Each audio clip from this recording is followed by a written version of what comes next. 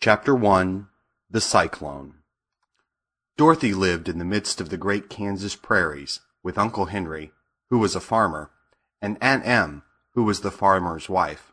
Their house was small, for the lumber to build it had to be carried by wagon many miles. There were 4 walls, a floor, and a roof, which made one room, and this room contained a rusty-looking cook stove, a cupboard for the dishes, a table, 3 or 4 chairs, and the beds. Uncle Henry and Aunt Em had a big bed in one corner, and Dorothy a little bed in another corner. There was no garret at all, and no cellar, except a small hole dug in the ground called a cyclone cellar, where the family could go in case one of those great whirlwinds arose, mighty enough to crush any building in its path. It was reached by a trapdoor in the middle of the floor, from which a ladder led down into the small, dark hole. When Dorothy stood in the doorway and looked around, she could see nothing but the great gray prairie on every side. Not a tree nor a house broke the broad sweep of flat country that reached to the edge of the sky in all directions. The sun had baked the plowed land into a gray mass, with little cracks running through it.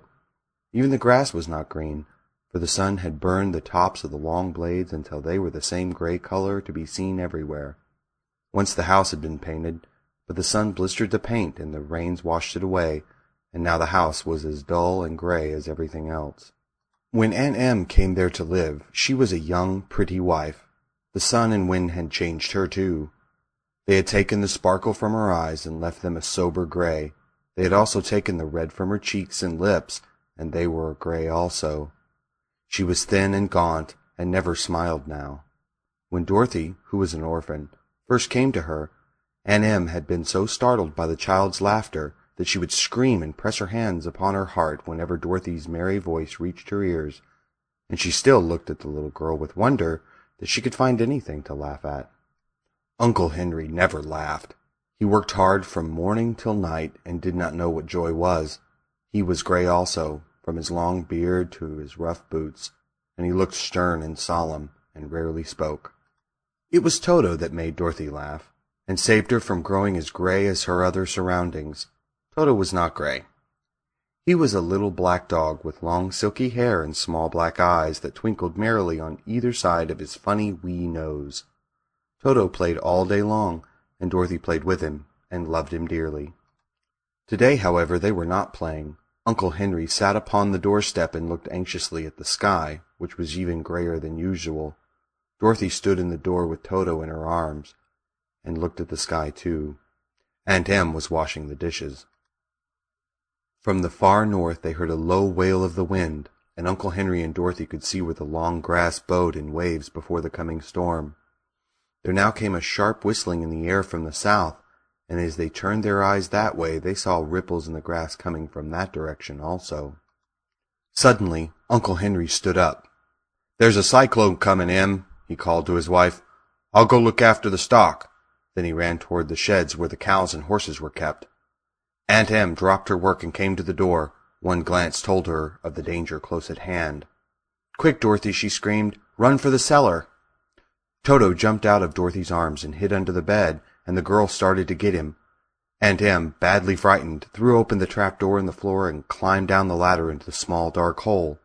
Dorothy caught Toto at last and started to follow her aunt. When she was halfway across the room, there came a great shriek from the wind, and the house shook so hard that she lost her footing and sat down suddenly upon the floor. Then a strange thing happened. The house whirled around 2 or 3 times and rose slowly through the air. Dorothy felt as if she were going up in a balloon. North and south winds met where the house stood and made it the exact center of the cyclone. In the middle of a cyclone the air is generally still, but the great pressure of the wind on every side of the house raised it up higher and higher until it was at the very top of the cyclone, and there it remained and was carried miles and miles away as easily as you could carry a feather. It was very dark, and the wind howled horribly around her, but Dorothy found she was riding quite easily.